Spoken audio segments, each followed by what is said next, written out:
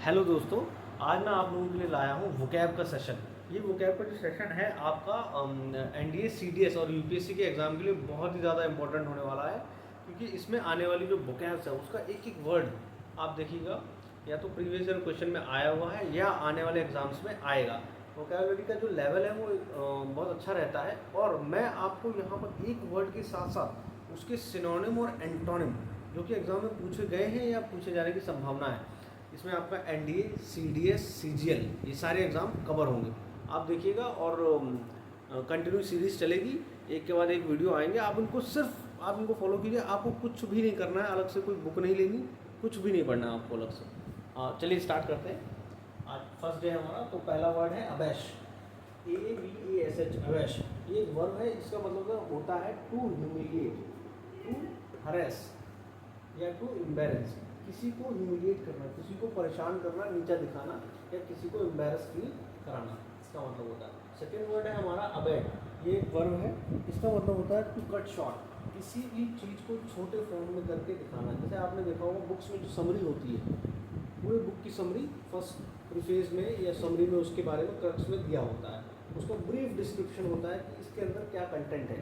जैसे हम एक एग्जांपल लेते हैं, तो the tax rate abatement is a major relief.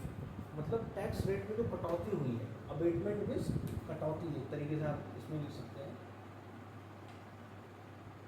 कटौती, ठीक है। इसके सिनोनिम्स की बात करें, सिनोनिम्स के कई सारे सिनोनिम्स हैं जो एग्जाम में पूछे जा सकते हैं, वो मैंने यहाँ पर लिख दिए हैं। शॉर्टन मतलब किसी चीज़ को छोटा करना, रिड्यूस किसी चीज़ को पहले की अपेक्षा कम कर देना, सेम रिड्यूस। कंडेंस, आपने देखा होगा किसी भी चीज़ को, जैसे भाप होती है, भाप कंडेंस हो जाती है, उसी प्रकार से किसी बड़ी चीज़ का दायरा जब सीमित हम कर देते हैं, छोटा कर देते हैं, तो उसको कंडेंस कर दिया जाता है, ये कहा जाता है। उसी प्रकार कर्टेज, किसी चीज़ को छोटा कर देना। यहाँ पे आप देख रहे हैं कि ये जो वर्ड है कर्ट, कर्ट मीन्स होता है किसी भी चीज़ को काट कर शॉर्ट कर देना। एब्रिज, ABRIDGE, थोड़ा सा स्पेलिंग अगर समझ में ना आ रही हो तो उसकी स्पेलिंग है ABRIDGE। और लास्ट वर्ड है कंसाइज, स्पेलिंग है CONCISE, स्पेलिंग है CONCISE। चलिए आगे बढ़ते हैं। एक बार आप लोग नोट कर लीजिए या स्क्रीनशॉट इसका ले लीजिए, मैं हट जाता हूँ, आप नोट करें।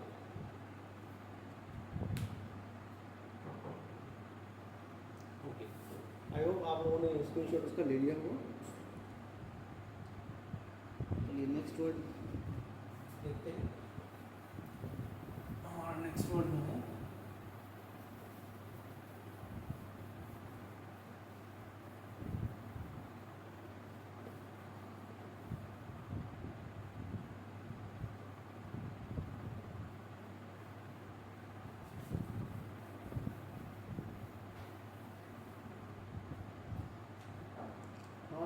नेक्स्ट वर्ड देखते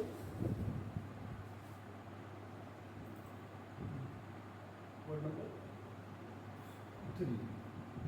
वर्ड नंबर 3 है हमारा एब्डिकेट। जो भी एक वर्ब है, इसका मतलब होता है लीव और वर्ल्डली पोजेशंस, और वर्ल्डली पोजेशन। इसका मतलब आपको दुनियादारी से कोई मतलब नहीं है, आपको त्याग कर देना है। त्याग करने का मतलब है एब्डिकेट। ये वर्ब है दोस्तों, ध्यान रखिए जहाँ भी टू लगा होता है, सेंटेंस के पहले अगर टू लगा हुआ है तो उसका मतलब वो वर्ब ही होगा 99%। या आप इसमें एक और लिख सकते हैं, अगर कोई राजा अपने पद से त्याग, कोई मिनिस्टर अपने पद से त्याग दे रहा है, या राजा अपने सिंहासन को छोड़ रहा है, तो उसको भी हम एब्डिकेट ही कहते हैं। To step down from the position of power, to step down from the position of power. इसके सिनोनिम की बात कर लेंगे, तो इसके जो सिनोनिम है वो हो जाएंगे आपके रेनाउंस, renounce, relinquish, relinquish, jettison, jettison, abandon, abandon, abandon, forge,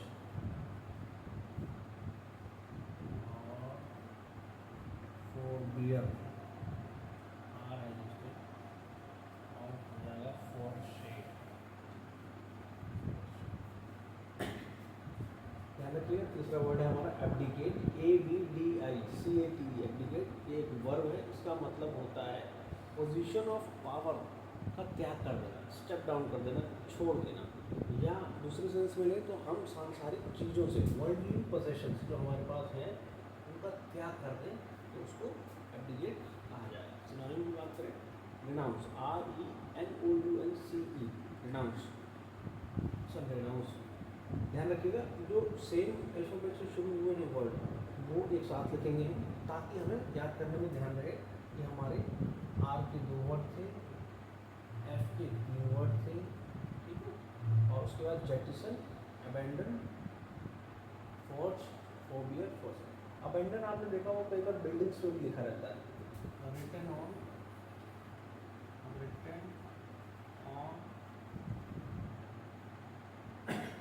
old buildings, written on old buildings. क्यों लिखा रहता है? उसमें लिखा रहता है अबैंडन, यानी कि ये बिल्डिंग त्याग दी गई है, खाली पड़ी है, खंडहर है और उनको इस्तेमाल न किया जाए, ये रहने लायक नहीं, कभी भी गिर सकते हैं। चलिए आप लोग उसको नोट डाउन कर लीजिए।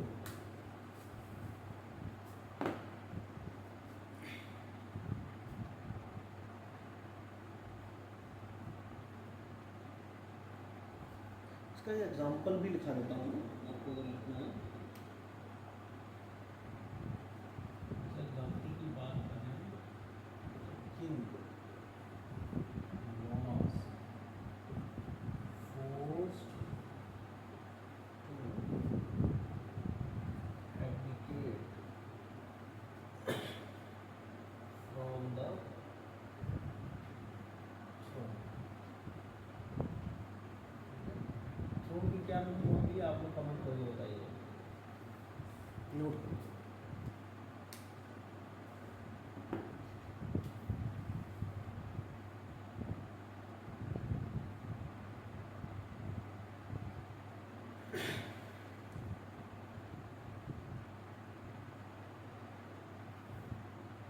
आई होप आपको नोट कर लिया होगा, इसको हटा देना।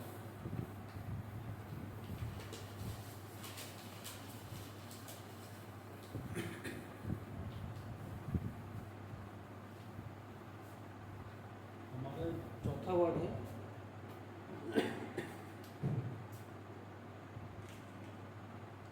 हमारा चौथा वर्ड हुआ अब्यूरेशन,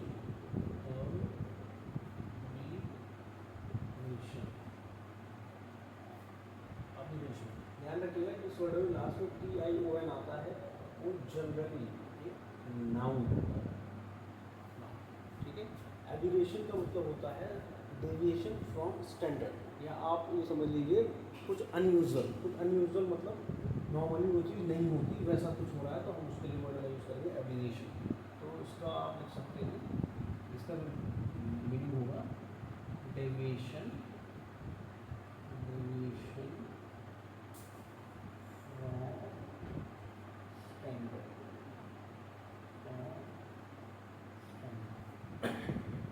या कह सकते हो समथिंग के लिए हम जो शॉर्ट फॉर्म इस्तेमाल करते हैं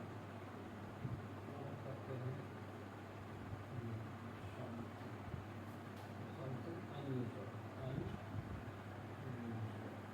ठीक है। इसका मतलब कुछ ऐसा जो कि सामान्य तौर पे नहीं होता, जैसे गर्मी की जैसे सर्दियों में, या आप कहो गर्मी जून में आप ठंडी पड़ने लग जाए और दिसंबर में गर्मी पड़ने लग जाए, ये पॉसिबल नहीं है। तो अगर ऐसा होता है तो वो कैसी स्थिति होगी?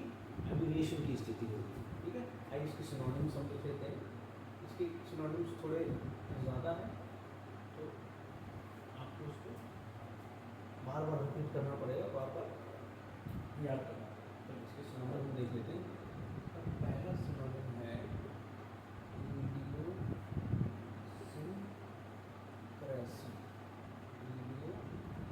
इडियोसिंक्रेसी तो इडियोसिंक्रेसी, इसमें ये वर्ड जो आपको दिख रहा है इडियट, जो इडियट व्यक्ति होता है वो कुछ ना कुछ अनयूजुअल चीज़ करता है जो कि नॉर्मल से हटती है।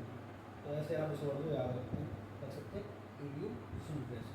दूसरा वर्ड है ऑडिटी, ODDITY, ऑडिटी।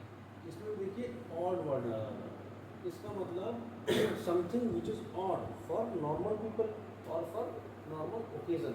ऐसा कुछ जो नॉर्मल ओकेजन के लिए ऑड है तो वो एब्रेशन का सिनोनिम हो जाएगा। तीसरा वर्ड हमारा है इनकंसिस्टेंसी। ठीक, कंसिस्टेंसी का मतलब हम जानते हैं, something which is regular, continuous, और इनकंसिस्टेंसी उसका अपोजिट होगी। तो इसका तीसरा सिनोनिम हो गया इनकंसिस्टेंसी। चौथा वर्ड है इनकम्पैटिबिलिटी। इनकम्पैटिबिलिटी सेम, अगर आप किसी के साथ कंपैटिबल हैं, कोई चीज़, कोई दो ऑब्जेक्ट आपस में कंपैटिबल हैं, मतलब एक दूसरे के साथ वो फिट हो रहे हैं, एडजस्ट हो रहे हैं। और इनकम्पैटिबल मीन्स वो एडजस्ट नहीं हो रहे, something odd, something aberrated is there. तीसरा इरेगुलरिटी, चौथा वर्ड सर इरेगुलरिटी। उसके बाद इसके दूसरे सिनोनिम्स हम देखेंगे, ये सिनोनिम्स आप नोट कर लीजिए। इसके बाकी के जो सिनोनिम्स हैं वो हो जाएंगे जैसे ऑकवर्ड,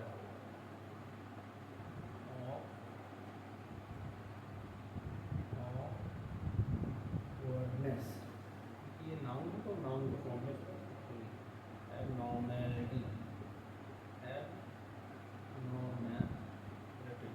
एबनेस होता है एंटी नॉर्मल, नॉर्मल ये है और एब लगा हुआ है यानी एंटी नॉर्मल। एनॉर्मली, एनॉर्मली, एबनॉर्मलिटी, एनॉर्मली और इसेंट्रिसिटी, सिटी वर्ड हो गया ऐसे, ठीक है। ECCENTRICITY, eccentricity. इसे ही बोल रहा हूँ इसका इरेटिक, इरेटिक, ठीक है। उसके बाद ये आप लोग को ये के लिए लिखना होती है, यहाँ लिखा हूँ। एक वर्ड आता है क्रैश, ये आगे तो बड़ा स्पेस है, क्यूलियरिटी, क्यूलियरिटी, क्यूलियरिटी। एक वर्ड आप अपना आता है disorientation, disorientation, disorientation,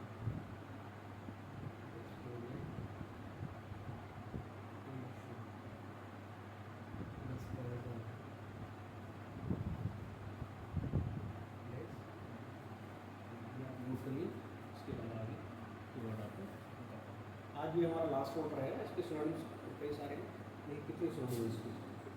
1 2 3 4 5 6 7 8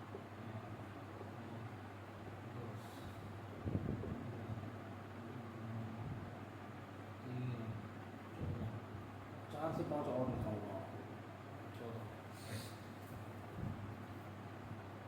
note down कर लीजिए एक बार।